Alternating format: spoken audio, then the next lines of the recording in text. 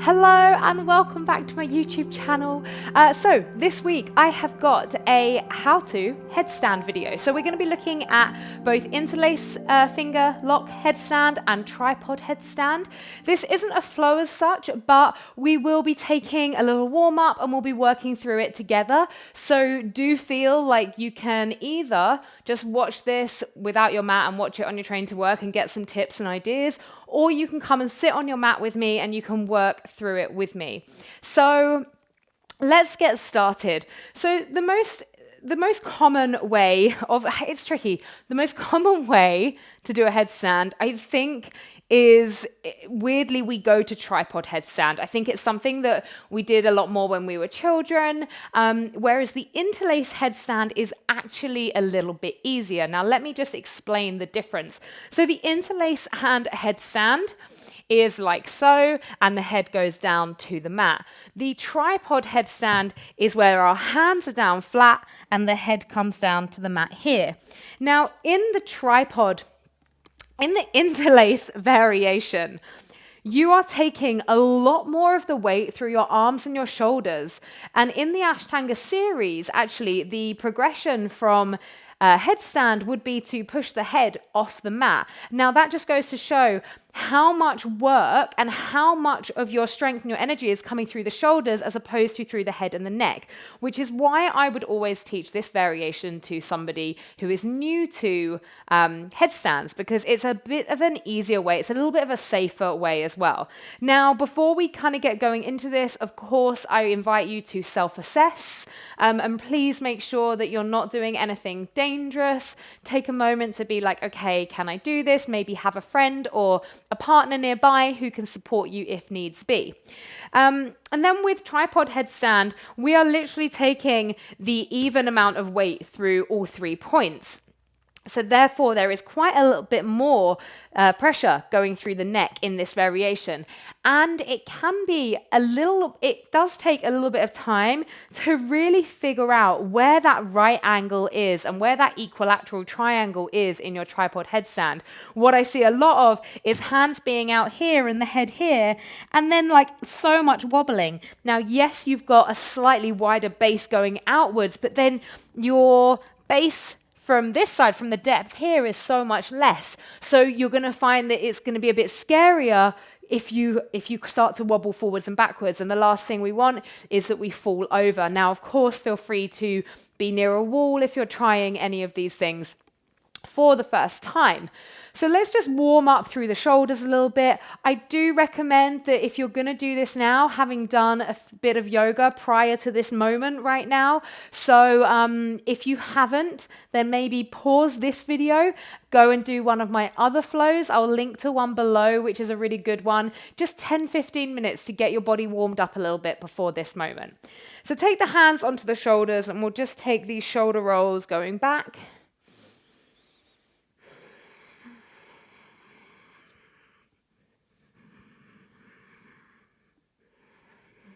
And then going forwards.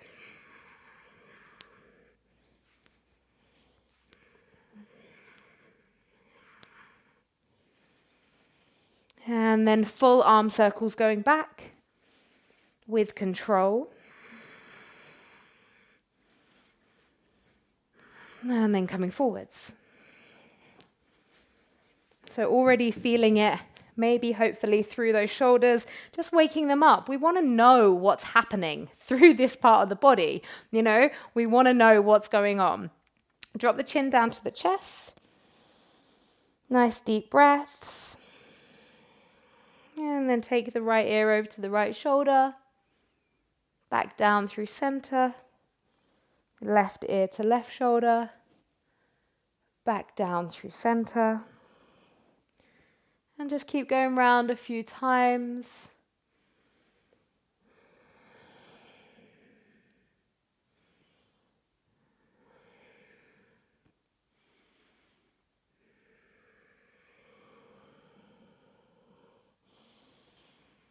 And then see if it feels good to drop the head the whole way back, open through the throat. And coming back to neutral. Okay, so a few points as we're about to go into it. Now, it's not all about the upper body. Of course, it's the upper body that's holding us, but how do you think the upper body can be strong if there's dead weight happening in the lower body? So if we're upside down and the legs are just all like jelly, wibble wobble, then it's going to be a lot harder for the upper body to be really strong and secure. So we want to make sure that everything is switched on. We're squeezing those glutes, the quads are switched on. When it comes to toes being pointed or flexed, as an ex-gymnast and a dancer, I will point my toes forevermore. If you prefer to have a flex foot or it's how you've been taught, then by all means go with that. Personally, I would say there's absolutely no right or wrong. Having pointed toes, I think just makes it feel a little stronger and it looks aesthetically pleasing as well. So let's take the setup here. We want to try and make sure that our elbows are stacked underneath the shoulders. And to do that, the width of your shoulders is literally this width here. So if you take hold of opposite elbows, but wrap the hands around, then this is your shoulder distance. Now, the mobility of everyone might not allow for the shoulders to stay exactly here, but at least if we start here, then we know that we're starting with the right intention. If the elbows creep out a little bit, that's okay, but just be mindful of it. So we interlace the hands and we start to take the hairline just down in front of the hands. So the hairline comes down and obviously the bottom's going to come up. And I've got a bit of space here. I don't want to be putting my head into my hands and I don't want to be taking it so close that when I tuck under my toes, my head goes fully into my hands. So that might take a couple of tries just to figure that out. So take the hairline down.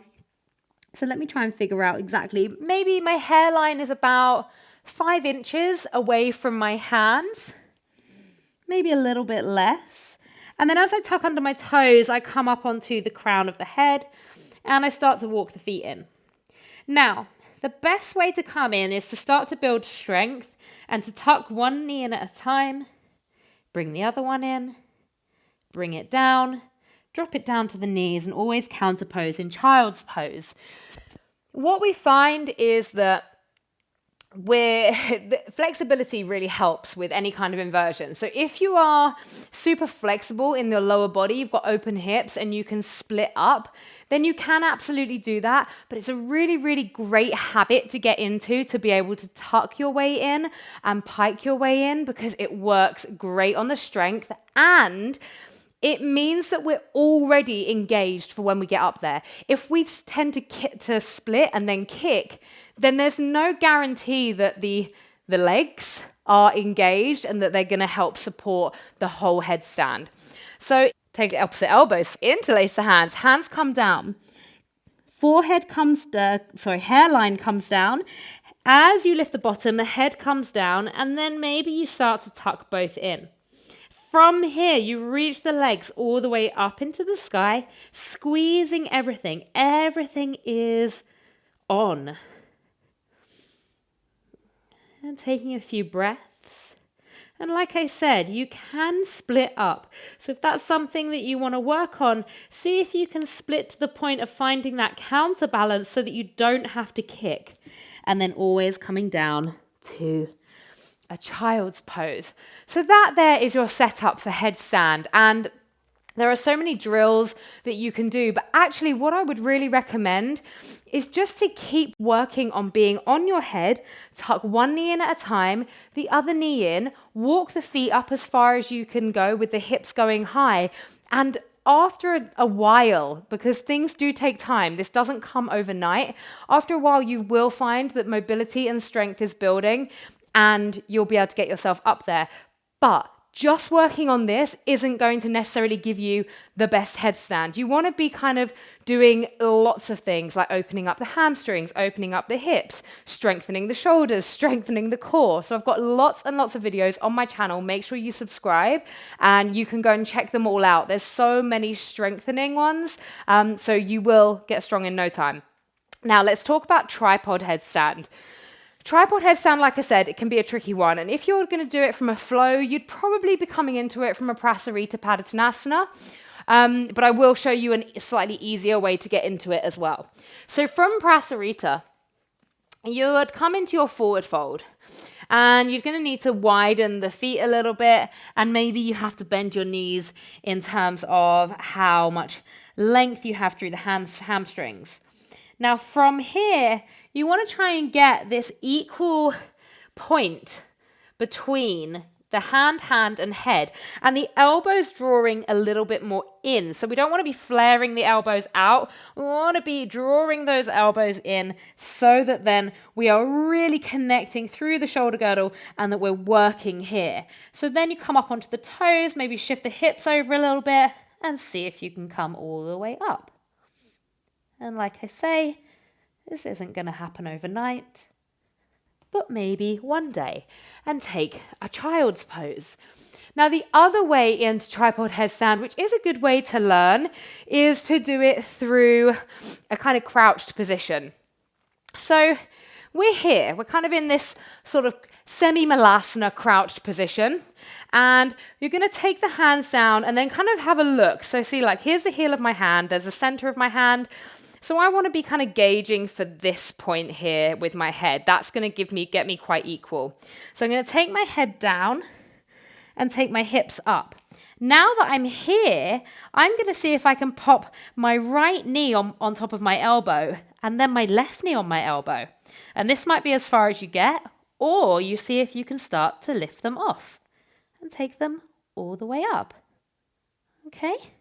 So that is your other entry to tripod headstand. So there's different options. It's not something try not to be downhearted if you don't get it straight away. Inversions take time. It's not just a physical factor that comes into it. There is so much mental resistance towards inversions, things like fear of falling and all that kind of stuff can come up as well. And as well, just be aware that it is your neck. You want to be really kind to your neck, so don't overdo it and self-assess, see how you feel. If you have got a partner, I'm just going to quickly show you. I don't have anyone here to kind of be my mannequin or to be my guinea pig, but imagine I'm down on the mat this way and I've got my hands interlaced and I'm coming into the interlace. If you're going to help someone, stand at the side of them and take a wide stance when you're going to bend through your knees. Because if for any reason they knock you, you want to be able to really stand your ground and you don't want to get kicked in the face. Have a really open communication with the person. Take your hands to their hip crease. And you can always bring a knee in to their back if you need to, if they need that extra support, and then ask them to tuck one knee in at a time. And then when your head's out of the way, maybe they take their legs up. When their legs are up, if they're super strong and stable, you could slide one hand between the legs, ask them to squeeze your hand, and then they're going to find that beautiful line of energy. So that's just a little tip for anyone that's wanting to help out a friend or help out a loved one. So thank you so much for watching. I really hope that this has been beneficial for you. Like I said, if you want to give some headstands a go after watching this, then please just make sure that you've warmed yourself up first. Just make sure you've done a little bit of stretching and a bit of mobility work before coming into it. Comment below, let me know how your headstands are coming along. If you do it and you share a picture on social media, please tag me. I'm at Meffan on Instagram, and you can use the hashtag #CatMeffanYoga. I'll put it all below, and I look forward to seeing your headstands. Take care. Bye-bye.